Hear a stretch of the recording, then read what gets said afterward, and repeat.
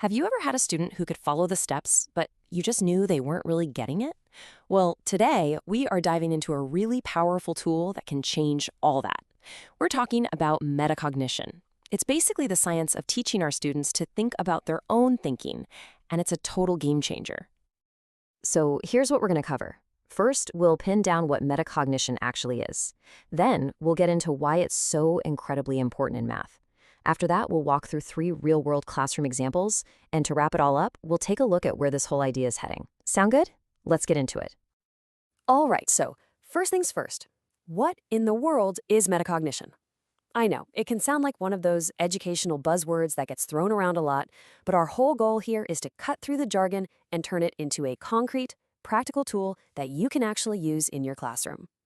So let's just start with that basic question. When we say think about thinking, what are we really talking about? Well, imagine stepping outside of your own head for a second and just watching your own brain work. It's that moment of awareness where you notice how you're learning, or you recognize the exact strategy you're using to solve a problem, or even pinpoint where you're getting stuck. That's it. That's thinking about thinking. Now, this isn't some brand new idea. A psychologist named John H. Flavel actually came up with the term way back in the 1970s. His official definition was knowledge and cognition about cognitive phenomenon. You know, it sounds a little academic, but it really is just a fancy way of saying what we've been talking about. It's having knowledge about your own thought process. And here's one of the interesting things. The concept can be a little, well, fuzzy. There isn't one single definition that every single researcher agrees on. You'll hear it called all sorts of things, like cognitions about cognitions or second-order cognition. But don't let the different labels fool you.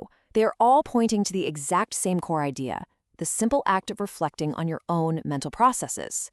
To make it even more concrete, we can actually split it into 2 different types. First, you've got analytical metacognition. This is the stuff you consciously know about your own learning. It's when a student can say, oh, I know that drawing a diagram always helps me with word problems. Then you've got procedural metacognition. This is more of a gut feeling.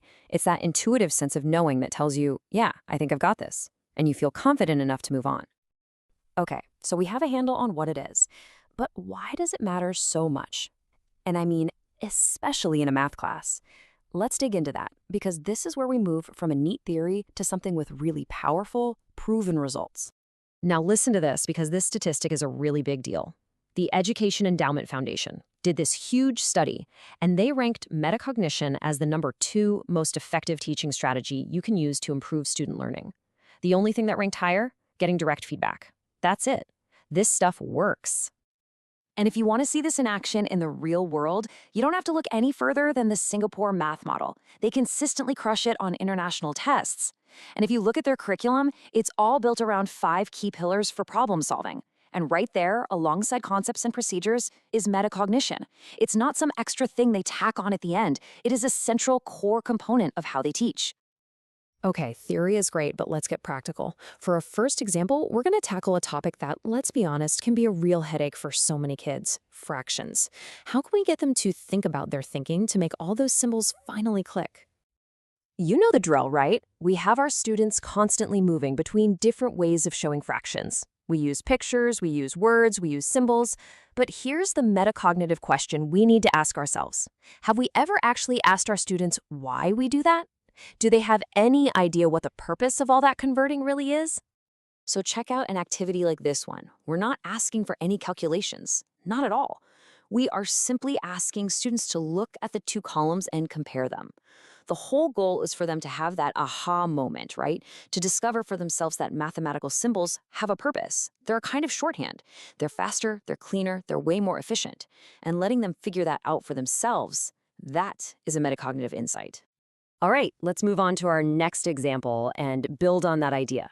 We're going to jump up to the high school level, into geometry, and talk a little bit about vectors. But we're going to question the very symbols we use to teach them.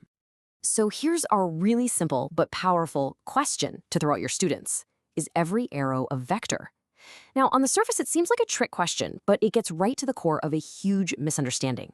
We use arrows to show vectors so often that our students start to believe that the arrow is the vector. They become the same thing in their minds. And that leads to this huge realization. An arrow is just one way to represent the idea of a vector. And to really bring this point home, Check out this amazing example from nature.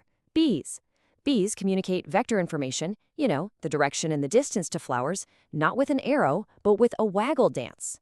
An example like that is perfect for helping students separate that abstract idea of a vector from the one single drawing they're used to seeing. So, this idea of separating the concept from its drawing leads us perfectly into our third example. We're going to zoom out a little bit and think about the act of representation itself, which is just a fundamental skill, not just in math, but everywhere. Let's do a quick thought experiment. Which one of these is the best way to represent a wolf? Is it the photo, the scientific drawing, the cartoon, the emoji? The answer, of course, is that there is no best one. It completely depends on what you're trying to do. If you're writing a biology textbook, you want that scientific illustration. If you're sending a quick text to a friend, you want the emoji. A representation isn't good or bad on its own. It's good if it fits the purpose. So, what does a wolf have to do with math? Well, let's try another challenge. Can you or anyone in your class draw a truly mathematically perfect circle on the board? Can you point to one anywhere in the real world? The answer is nope, you can't. Any circle we can possibly draw or see is just an imperfect representation of the perfect abstract idea of a circle. It's just like that famous painting by René Magritte. He painted a pipe and then wrote underneath it, "This is not a pipe." And he was absolutely right. It was a painting of a pipe. The same thing is true in math. The drawing of a circle on your whiteboard is not a circle. The symbol pi is not the number pi. These are all abstract ideas, and we can only get to them through their representations.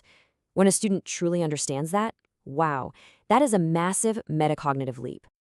So, what's the big takeaway here? Where is all of this going?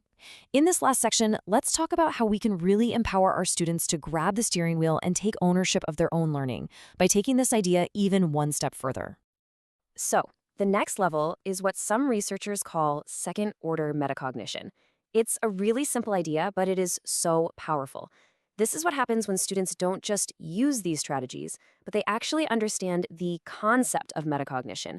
When they know why thinking about their thinking is so useful, they stop being passive passengers in their education and they become the active drivers of their own learning journey. And this idea, this tool, is so much bigger than just our classrooms. It's being used in incredible ways.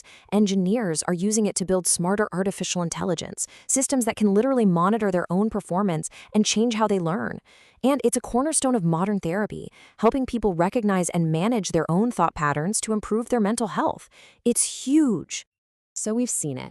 Metacognition is backed by research, it's powerful, and it's incredibly practical. So, I want to end this not with an answer, but with a question for you. A challenge, really. How are you going to take these ideas back to your classroom and make your students' thinking visible tomorrow?